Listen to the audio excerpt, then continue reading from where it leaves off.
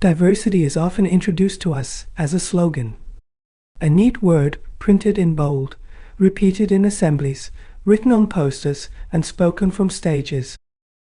It sounds complete, self-explanatory, as if saying the word itself is enough to understand what it means to live together. But slogans are tidy. Life is not. Diversity, outside speeches and textbooks, does not arrive as a concept. It appears as accents, habits, food smells drifting from neighboring kitchens, ways of greeting, ways of arguing, and ways of keeping quiet. It enters without asking for attention. Most of the time, diversity is not celebrated. It is managed. It is adjusted to. It is accommodated in small, almost invisible ways, by listening a little longer, by avoiding certain topics, by learning when to insist and when to let go. These acts rarely feel grand or heroic. We live with difference long before we learn to name it. As children, we notice that homes function differently, that some prayers are spoken aloud while others are silent, that laughter carries different meaning. None of this feels ideological.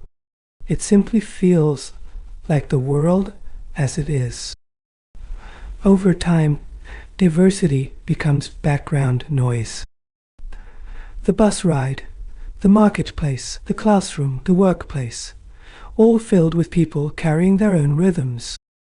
We navigate these spaces instinctively, learning where we fit, where we bend, and where we remain firmly ourselves. Living with diversity is often quiet work. It does not always produce agreement. Sometimes it produces patience, sometimes distance, sometimes a careful coexistence that is neither friendship nor conflict, but something in between, stable, fragile, and constantly being renegotiated without words.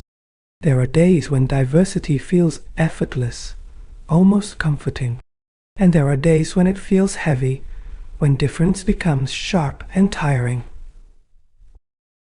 Yet even then, life goes on. Meals are cooked. Work is done. Conversations continue, sometimes strained, sometimes softened by time. What is striking is how rarely we pause to notice this everyday labor. We talk about diversity when it breaks down or when it is ceremonially praised. We rarely speak of the ordinary endurance it demands, the quiet skills it teaches, the humility it requires. Tonight, as we begin, let us sit with diversity not as an idea to be defended or displayed, but as a condition of living, something we inherit, practice, struggle with, and return to day after day, often without applause and often without even naming it. In India, diversity is not something you go looking for. It meets you first thing in the morning, in the language spoken at home, the sounds outside the window, the rhythm of the street. Even before thought begins, difference is already present, already normal. Language shifts every few kilometers. Words change, accents bend, meanings soften or sharpen. Conversations require listening more than speaking. Many grow up translating without realizing it, between home and school, between street and office, learning early that understanding is an act of effort. Religion here is rarely abstract. It lives in calendars, in days of fasting and feasting, in bells, calls, silences, and processions. Faith overlaps, interrupts, and coexists. People learn when to participate, when to observe, and when to simply let others be. Caste often operates quietly, beneath polite conversation. It shapes surnames, expectations, networks, and absences. Sometimes it is acknowledged openly, sometimes carefully avoided. Even when unspoken, it lingers, felt in social distance, in familiarity, in who feels at ease where. Regions carry their own memories. A person's sense of time, humor, and hospitality often travels with them. Migration brings these regional habits into shared spaces, hostels, offices, neighborhoods, where they mix, clash, soften, and slowly reshape everyday routines. Food may be the most visible form of difference. What is eaten, how it is cooked, when it is shared, and with whom. Lunchboxes tell quiet stories. Kitchens become sites of adjustment, negotiation, and curiosity, where taste becomes a language of belonging. Dress reflects climate, tradition, aspiration, and rebellion. It changes with festivals, work, and age.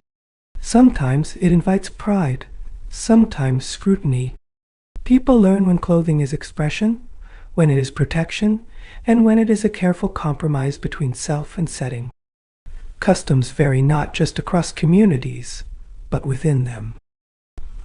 Weddings, mourning, greetings, even silence follow different rules. Mistakes happen. Apologies are made. Over time, many learn that respect is less about knowing everything and more about noticing when to step back. India is often described as one of the most diverse societies in the world, but this diversity is not stored in categories. It is lived in queues, classrooms, shared transport, and rented rooms, spaces where difference is neither exotic nor distant, just present. Living here means constant exposure to ways of being that are not your own. Sometimes this expands you. Sometimes it unsettles you. Mostly, it teaches adjustment, how to carry your identity firmly while leaving enough space for others to do the same. Indian diversity did not appear suddenly. It accumulated slowly across centuries. Mountains, rivers, forests, and coastlines shaped how people lived, traveled, and met. Geography did not isolate communities completely. It guided movement, pauses, and encounters. Trade routes carried more than goods. They brought ideas, foods, stories, and habits. Ports and market towns became meeting points where languages mixed and customs overlapped. Exchange happened gradually, through familiarity, bargaining, friendship, and sometimes tension. Migration has always been part of the story. People moved for work, safety, faith, opportunity, or survival. Some journeys were planned, others forced. Each wave left traces, new skills, new rituals, new words, adding to what already existed rather than replacing it entirely. Empires rose and fell, but they rarely erased what came before.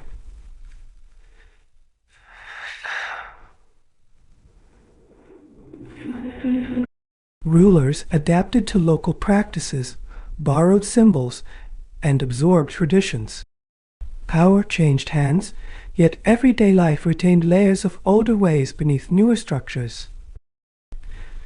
Continuity lived alongside change. Cultural exchange was often uneven, sometimes peaceful, sometimes violent. Yet even conflict produced contact.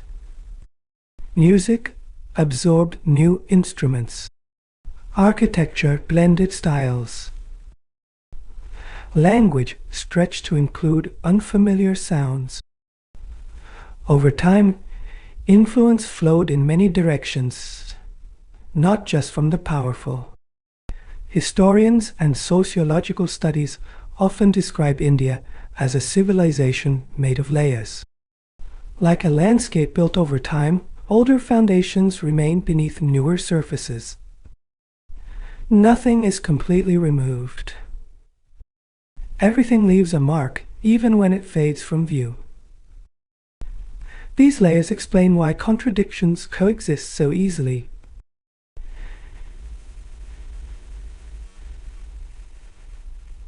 Ancient customs survive beside modern habits. Sacred and everyday share space. Change arrives, but it rarely arrives alone. It stacks itself upon what is already there, reshaping rather than flattening difference. This long history also explains why uniformity never fully settles here. Attempts to simplify life meet the resistance of memory, habit, and attachment. Diversity persists not because it is protected deliberately, but because it has been lived for too long to disappear. Pluralism, in this sense, is not a project. It is a consequence of time, of repeated encounters, adjustments, and accommodations, of people learning, generation after generation, how to make room without fully letting go of who they are. When we look closely, Indian diversity feels less like a collection of differences and more like a shared inheritance. Uneven, complex, sometimes heavy, but deeply rooted, something shaped by history and quietly carried forward into the present. When the Constitution was imagined, diversity was not treated as a problem to be solved. It was accepted as a fact of life. The question was quieter and harder: how to allow difference to exist without turning it into dominance or exclusion. Equality, in this vision, did not mean sameness. It meant dignity. The idea that people could carry their identities into public life without being reduced by them. That difference would not automatically translate into disadvantage, and belonging would not require erasure. Freedom of religion was shaped by this understanding. Faith was seen not only as belief, but as practice, memory, and community. The Constitution made space for people to worship, to abstain, to question, and to live with faith in their own ways. Cultural rights emerged from the same sensitivity. Languages, scripts, customs, and traditions were treated as living expressions, not museum pieces. The aim was not preservation in isolation, but continuity within a shared political space where many cultures overlap. Protection of minorities followed naturally from this approach, not as charity, but as balance. The recognition that numerical strength can become social power, and that democracy needs safeguards to ensure that voices do not disappear simply because they are fewer. Over the years, constitutional provisions have been interpreted, expanded, and sometimes contested. Courts have stepped in to ask difficult questions about limits, freedoms, and fairness. Their interpretations have shifted with time, reflecting changing social realities and moral expectations. These interpretations often reveal tension rather than certainty. How much difference can public life hold? Where does accommodation end and equality begin? The answers are rarely clear. They emerge slowly, through cases that mirror real conflicts outside courtrooms.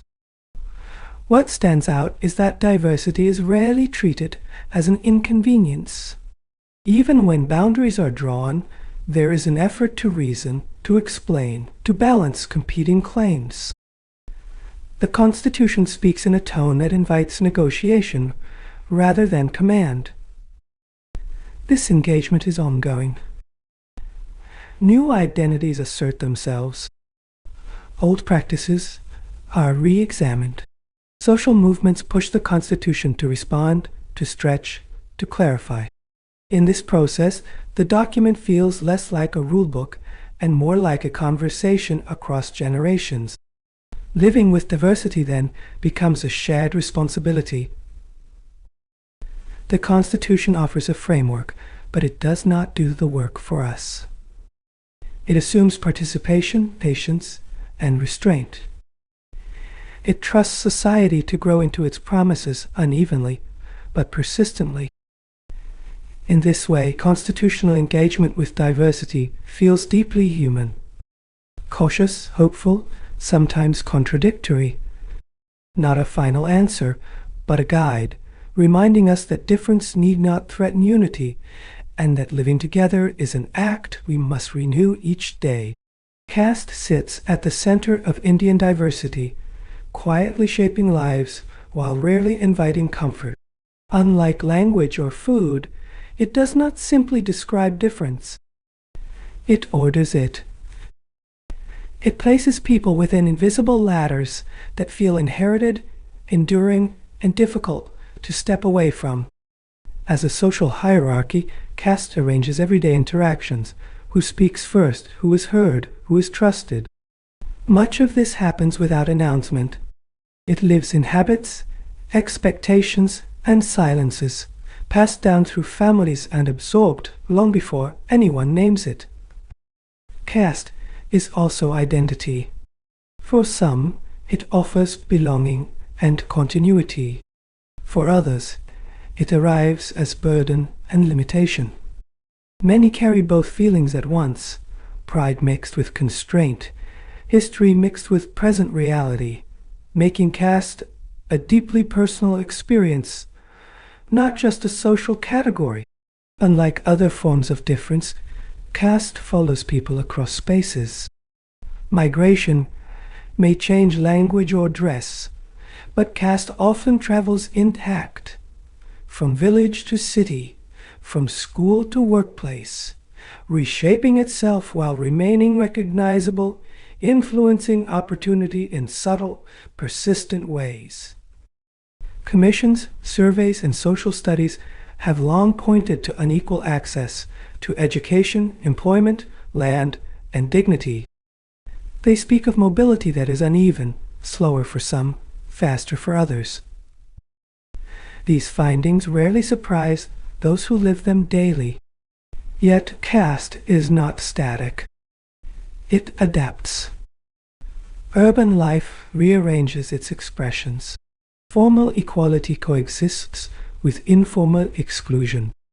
New professions soften old boundaries, while social networks quietly reproduce them. Change happens, but it is layered, partial, and often reversible. For many, caste is most visible in moments of friction, during admissions, hiring, marriage, or conflict. At other times, it recedes into the background, present but unspoken. This movement between visibility and invisibility makes it hard to confront directly. Talking about caste often invites discomfort. Some fear reduction to labels. Others fear denial of lived pain. Conversations become cautious, fragmented.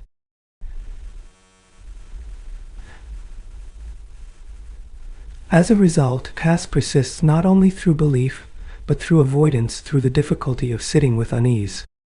Data attempts to capture these realities, but numbers only point. They cannot fully express what it means to feel limited, watched, or underestimated. Nor can they describe the quiet resilience, adaptation, and negotiation that shape everyday survival. Caste complicates the idea of diversity itself. It reminds us that difference is not always horizontal.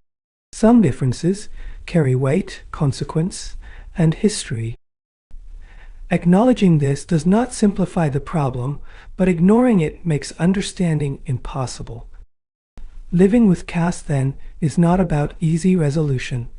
It is about recognizing a structure that continues to influence lives, even as society changes around it.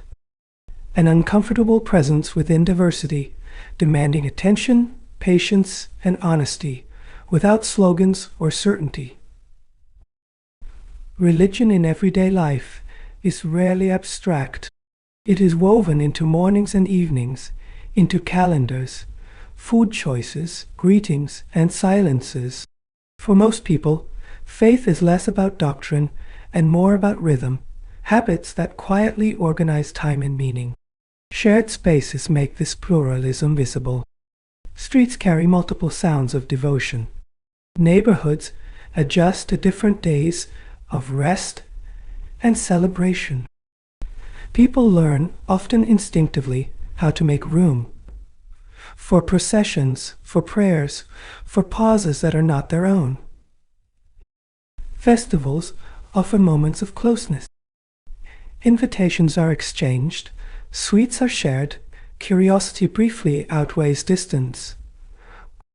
Participation may be partial, symbolic, or simply respectful, yet these gestures help sustain a sense that difference can be lived without constant explanation. At the same time, coexistence is not always smooth. Faith can mark boundaries as much as bridges. Everyday interactions sometimes carry suspicion, misunderstanding, or fatigue. Tension surfaces in small remarks, in rumors, in moments when belonging feels suddenly uncertain. Many learn the art of coexistence through adjustment, knowing what to ask and what to avoid, when to join in and when to step aside. These decisions are rarely discussed openly, yet they form the emotional grammar of living together.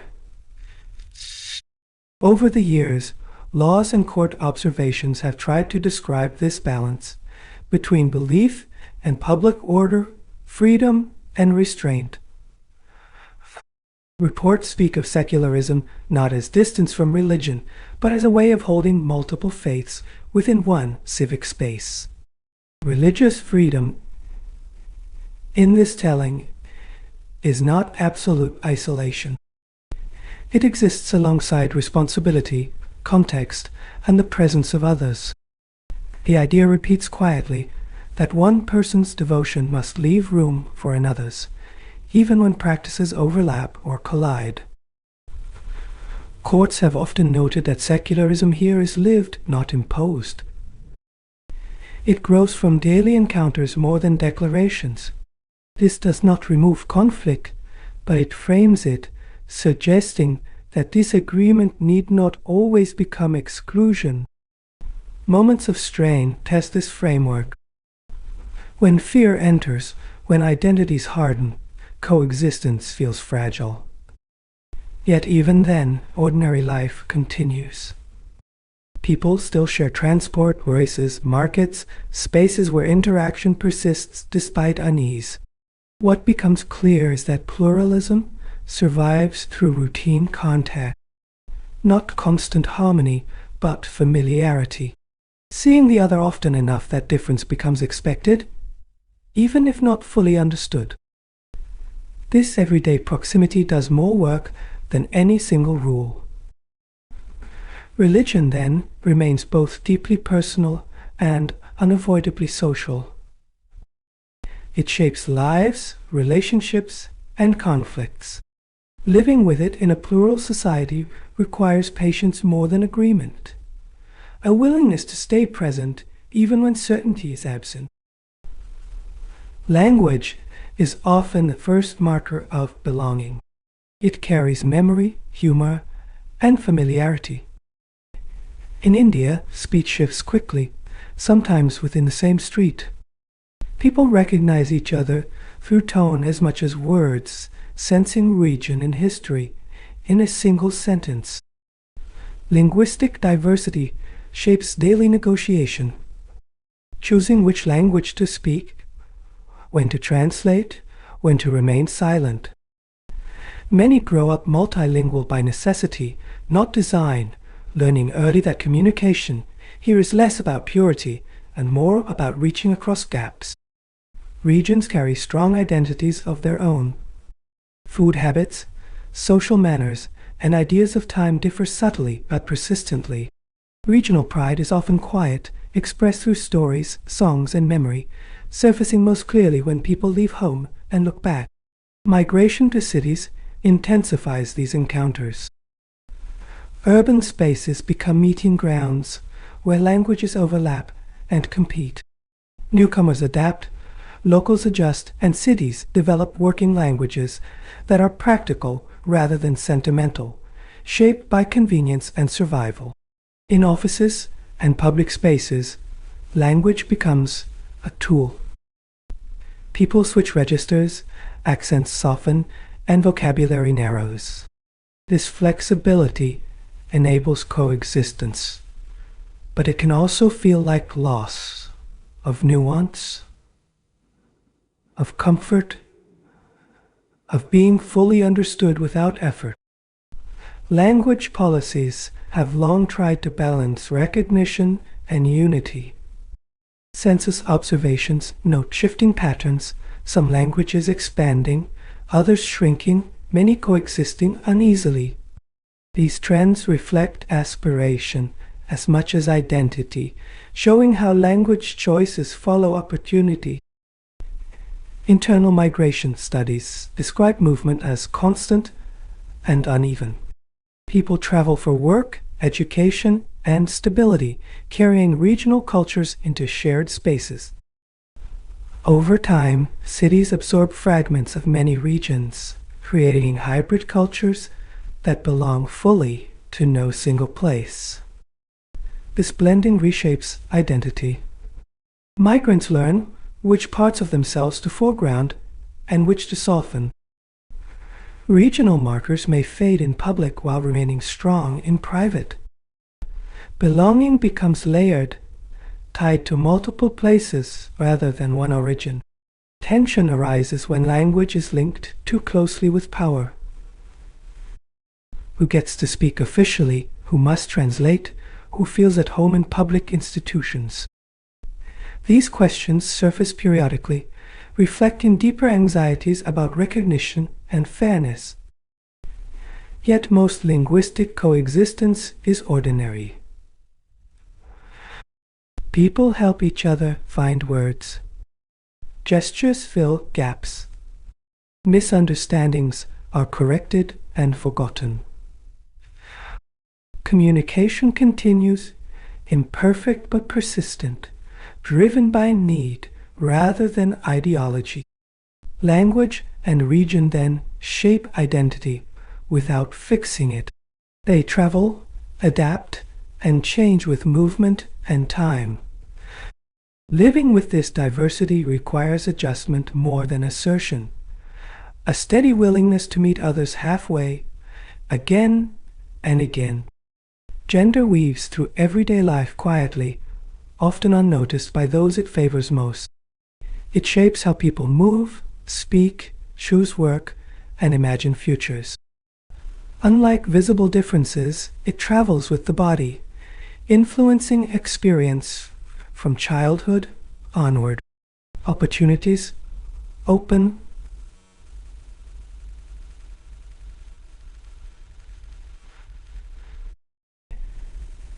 Education, employment, and leisure arrive with different expectations attached.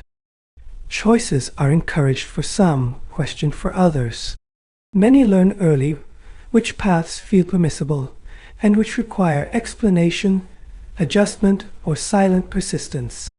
Roles form slowly, through repetition. Who is expected to care, to earn, to compromise?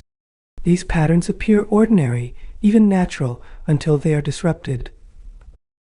When they shift, discomfort follows, not always resistance, but uncertainty about how life should now be arranged. Safety is experienced differently across genders. Everyday routines carry calculations of timing, clothing, transport, company. By the way, surveys repeatedly note this unequal burden of vigilance.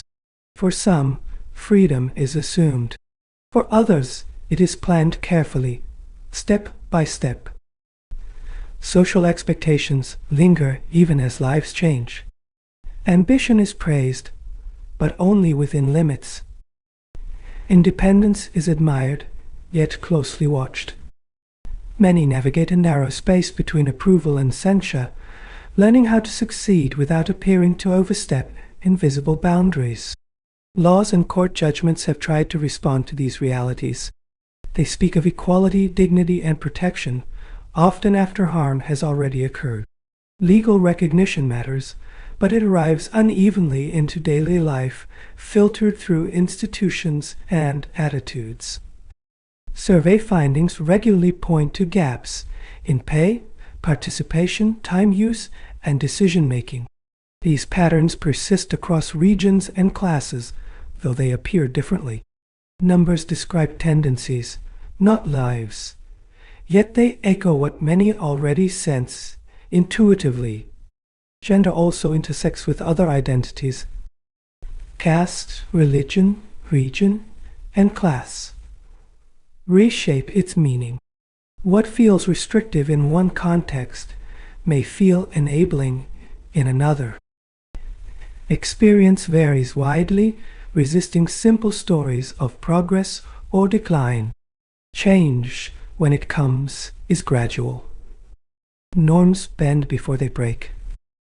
New roles coexist with old expectations. Families adjust unevenly, carrying both continuity and revision within the same household, sometimes within the same conversation.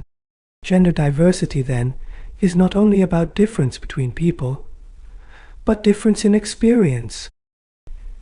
It asks us to notice how ordinary life distributes ease and strain.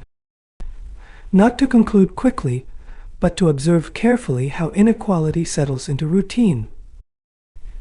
Economic difference is often the most visible form of diversity, yet the least spoken about directly. It appears in housing, transport, clothing, and leisure.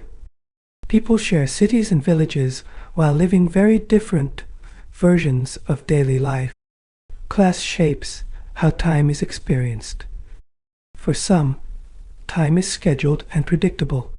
For others, it is uncertain, stretched between availability of work and waiting. This difference affects stress, planning, and the ability to imagine stability beyond the present. Urban and rural lives carry distinct rhythms. Cities promise opportunity, but demand adaptation. Villages offer familiarity, yet limit access. Movement between the two is constant, driven by work, education, and survival, creating households that straddle both worlds. Informal work sustains much of everyday life. It is flexible, resilient, and deeply insecure. People earn without contracts, benefits, or guarantees. Reports describe this vast informal economy, but its reality is felt most sharply during illness, slowdown, or crisis. Access to services varies unevenly. Education, healthcare, transport, and digital connectivity arrive at different speeds. Some experience these as rights, others as privileges requiring effort, travel, or negotiation.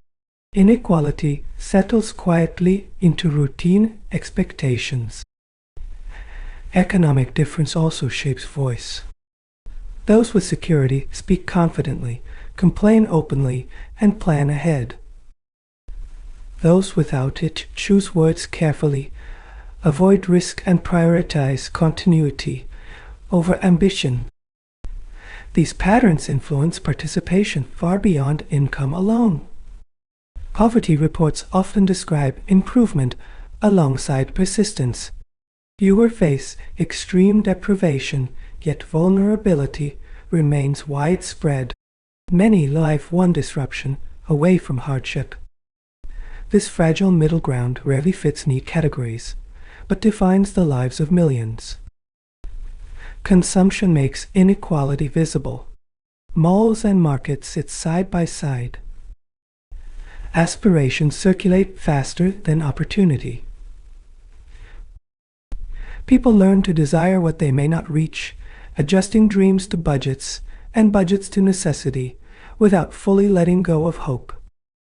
Economic diversity intersects with all other differences. Caste, gender, region, and language shape who advances faster and who waits longer. Inequality is rarely singular. It accumulates, layering advantage and disadvantage across generations. Despite this, everyday coexistence continues. People work together, share transport, exchange services. Familiarity softens distance, but does not erase it. Economic difference remains present, shaping interaction without always being acknowledged. Observing economic diversity means noticing these quiet separations. Not only who has more or less, but who has certainty, and who lives with constant adjustment. It is a form of difference that structures life deeply, while asking for very little attention. Cities bring diversity into constant contact. People arrive from different regions, classes, and backgrounds, carrying habits shaped elsewhere. Urban life does not erase these differences. It compresses them, placing many worlds side by side within limited space. Migration reshapes neighborhoods steadily. Census trends and urban studies note how cities absorb newcomers year after year. Some settle permanently, others pass through briefly. Each arrival alters the social texture, adding languages, cuisines, and expectations to shared streets. Mixed neighborhoods are common, yet uneven. Buildings may house varied households, while floors or lanes quietly separate people by income, caste, or region. Proximity does not always produce closeness, but it does require daily adjustment and awareness.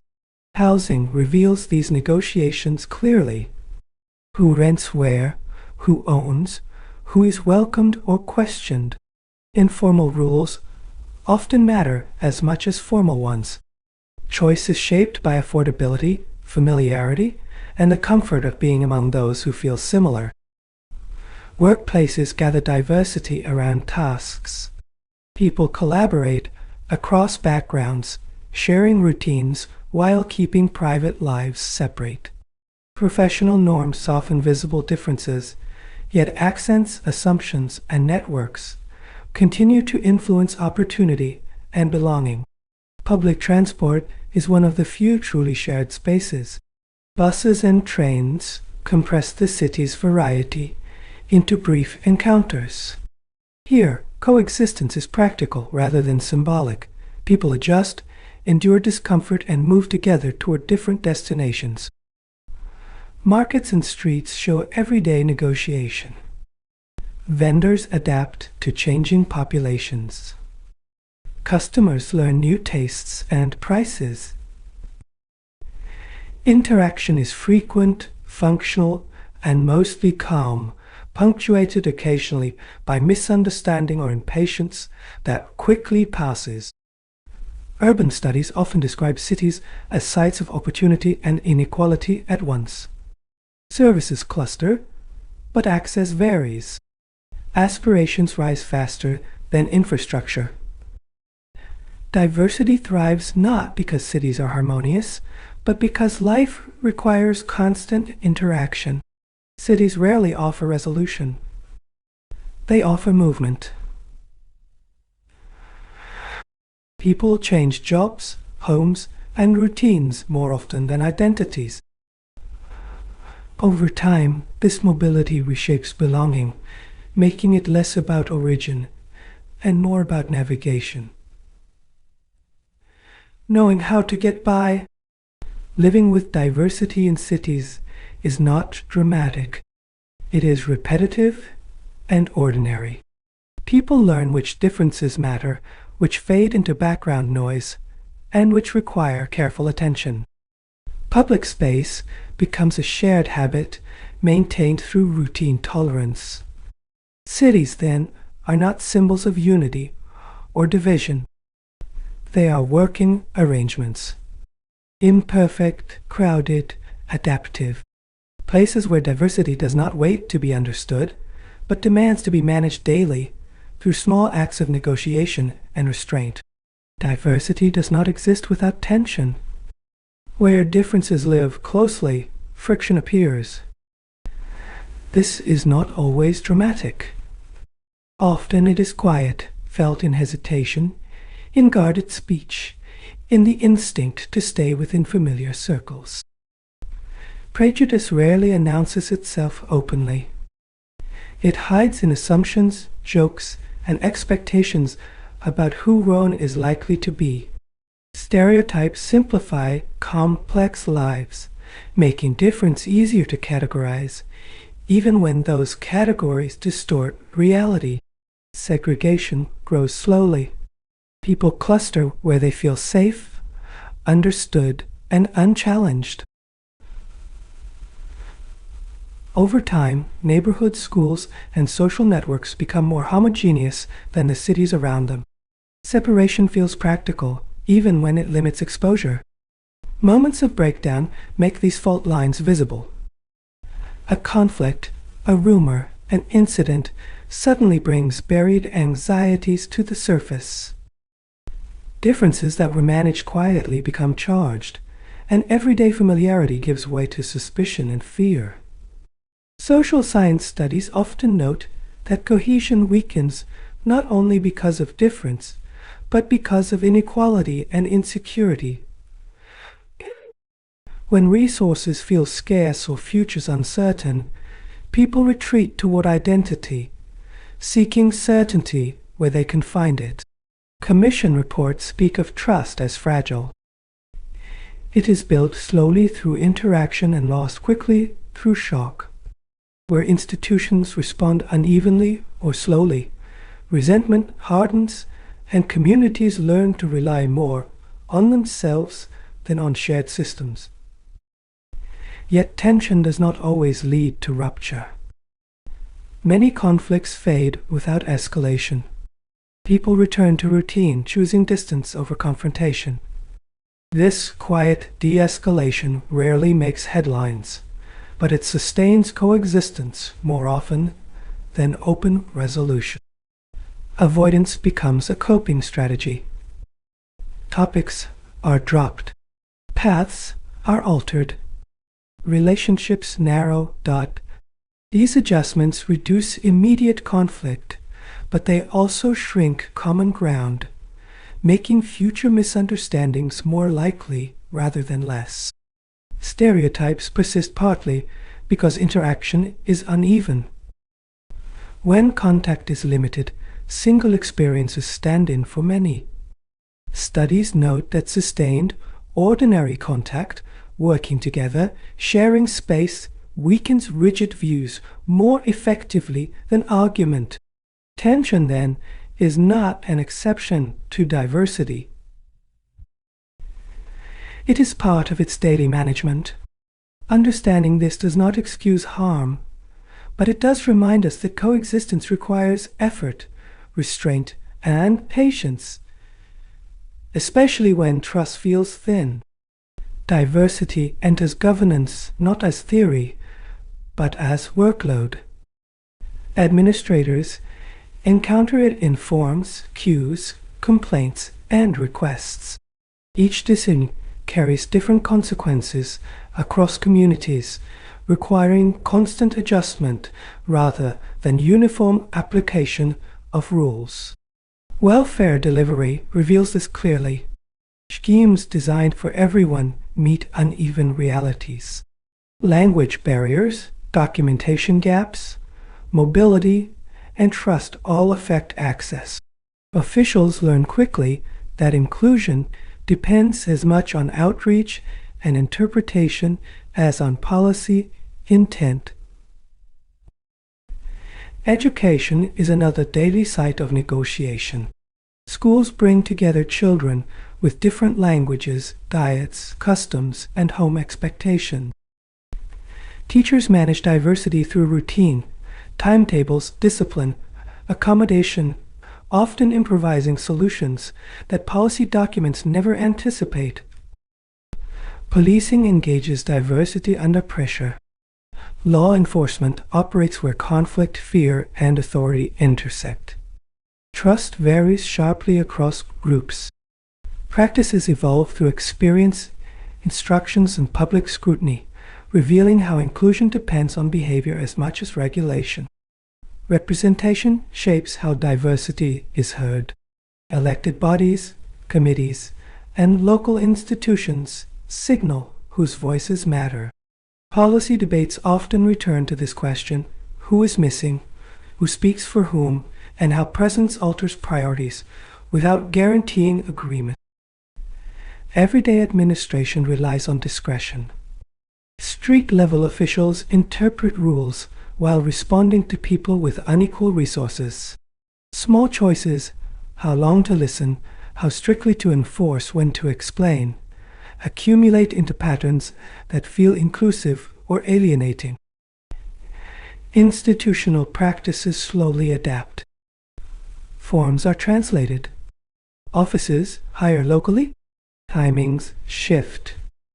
These changes rarely attract attention, yet they matter. Inclusion grows not only through major reforms, but through minor corrections repeated over time. Policy debates often frame diversity as a challenge to efficiency. Yet experience suggests the opposite. Systems that ignore difference struggle with compliance and trust. Those that acknowledge variation tend to function more smoothly, even if they move more slowly. Managing diversity in governance, then, is practical work. It involves balancing consistency with sensitivity, rules with context.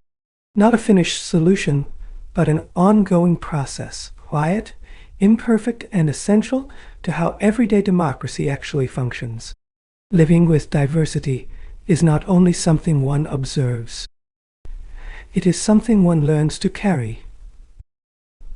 Over time, it becomes a way of listening, of pausing before reacting, of noticing what remains unsaid in everyday exchanges. Those who work closely with people begin to sense this early. Difference does not arrive as theory. It arrives as expectation, frustration, and need. Understanding it requires attention more than opinion, presence more than certainty. Temperament matters here. The ability to remain steady when views collide, when demands compete, when outcomes are uneven. Diversity tests patience quietly, asking for balance without offering clear rewards, or recognition. Responsibility emerges without announcement. Choices made in routine moments: what to prioritize, what to defer, whom to hear fully, shape trust. These decisions rarely feel significant in isolation, yet their accumulation defines the tone of institutions. Living with diversity also involves restraint. Knowing when not to speak, when not to simplify, when not to impose uniformity for convenience. This restraint is not passivity. It is an active effort to hold complexity without forcing closure.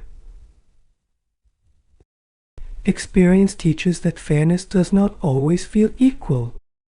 What appears neutral in form may feel distant in effect. Recognizing this gap requires humility, the willingness to see systems from perspectives other than one's own.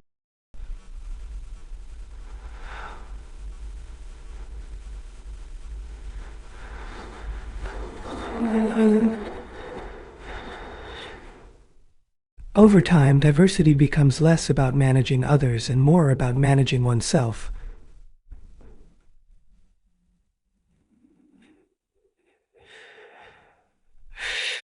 One's assumptions, preferences, and impatience come into view. The work turns inward, shaping judgment before it shapes action. This skill is rarely taught directly. It is absorbed through exposure, through mistakes, through observing how situations settle or escalate. Each encounter adds to an internal archive of understanding, difficult to articulate, but easy to sense. Living with diversity, then, is a quiet discipline. It does not demand agreement or approval. It asks for steadiness, curiosity, and care, qualities that reveal themselves not in exceptional moments, but in the ordinary rhythm of public life. As we come back to where we began, diversity feels less like a word and more like a habit, something practiced daily, often without noticing. It lives in choices made quietly, long after slogans have faded from memory. Living with difference asks for patience, not the dramatic kind, but the ordinary kind that slows reactions, that allows space for misunderstanding without rushing to judgment. Patience that accepts complexity without demanding immediate clarity. Listening becomes central here, not only to words, but to tone, pause, and context. Listening that recognizes when silence carries meaning, and when speaking, less allows others to remain present without feeling reduced. Restraint follows naturally, knowing when to hold back certainty, when not to press for agreement. Restraint that protects shared space, even when views diverge. Not weakness, but a quiet form of strength. Coexistence is built from these small acts, not from harmony, but from continuity. From returning to shared routines despite difference. From staying in the room, on the street, in the conversation, even when ease is absent. Diversity, then, is not something achieved once and preserved. It is renewed each day. In how we speak, how we wait, how we respond to inconvenience. In how we choose to remain alongside others without demanding sameness. Late at night, when noise recedes, this becomes easier to sense. Diversity as background presence. Neither threat nor celebration. Simply the condition of living together, asking for care rather than declaration. Perhaps this is enough for now. To notice the quiet labor of living with difference. To let it remain unfinished. To allow the day to end without resolution, and to leave the rest to tomorrow.